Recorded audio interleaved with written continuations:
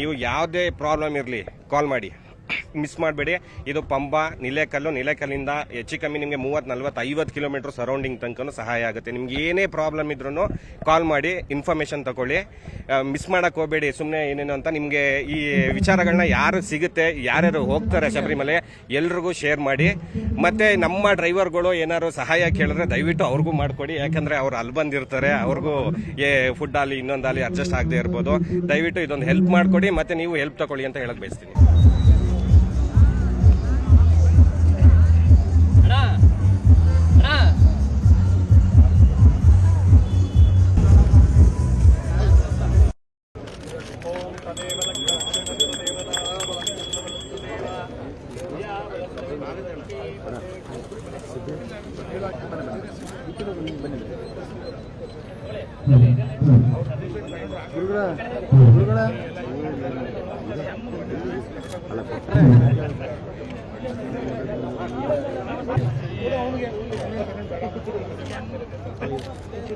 Sir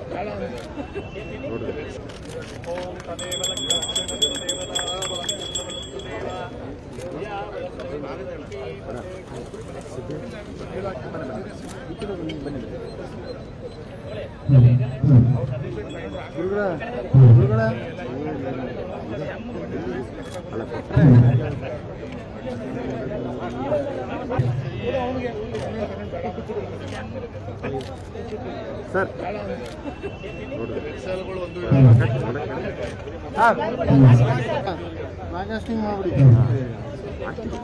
ಅವರ ಅಭಿಮಾನಿಗಳ ಬಳಗದ ವತಿಯಿಂದ ಒಂದು ಆಂಬುಲೆನ್ಸ್ನ ಬಿಡ್ತಕ್ಕಂಥ ಕೆಲಸಗಳನ್ನ ಮಾಡ್ತಾ ಇದೀವಿ. ಜೊತೆಗೇನಪ್ಪ ಅಂತಂದ್ರೆ ಅಲ್ಲಿ ಸ್ಥಳೀಯ ಭಾಷೆಗಳು ಯಥೇಚ್ಛವಾಗಿ ಶಬರಿಮಲೆಗೆ ಇವತ್ತು ಹೋಗ್ತಾರಂತ ಜನಗಳು ಯಾರಪ್ಪ ಅಂತ ಹೇಳಿದ್ರೆ ಕರ್ನಾಟಕದಿಂದ ಯಥೇಚ್ಛವಾಗಿ ಜನಗಳು ಹೋಗ್ತಾ ಇರ್ತಾರೆ.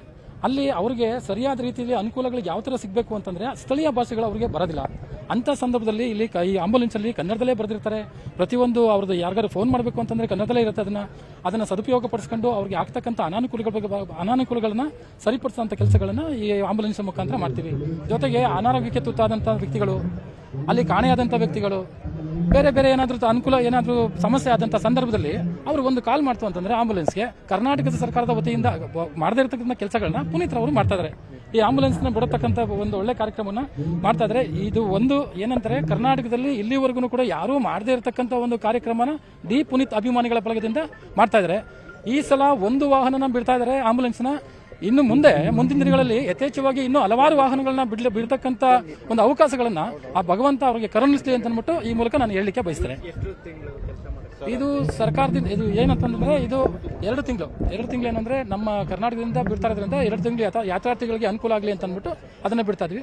ಪ್ರತಿ ವರ್ಷನೂ ಕೂಡ ಇದೇ ತರ ಯಥೇಚ್ಛವಾಗಲಿ ಅಂತ ಅಂದ್ಬಿಟ್ಟು ನಾವು ಹಾರೈಸ್ತೀವಿ ಅವರಿಗೆ. ನಿರ್ಭೀತ, ನಿಷ್ಪಕ್ಷಪಾತ, ವಿಶ್ವಾಸಾರ್ಹ ಸುದ್ದಿಗಳಿಗೆ ಮತ್ತೊಂದು ಹೆಸರಾಗಿರೋ ನ್ಯೂಸ್ 18 ಕನ್ನಡ ಈಗ ಆಪ್ನಲ್ಲೂ ಲಭ್ಯ ಇದೆ.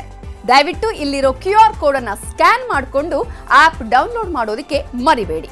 ನಿಮ್ಮ ಬೆಂಬಲ ಹೀಗೆ ಸದಾ ನಮ್ಮೊಂದಿಗಿರಲಿ. ಧನ್ಯವಾದ.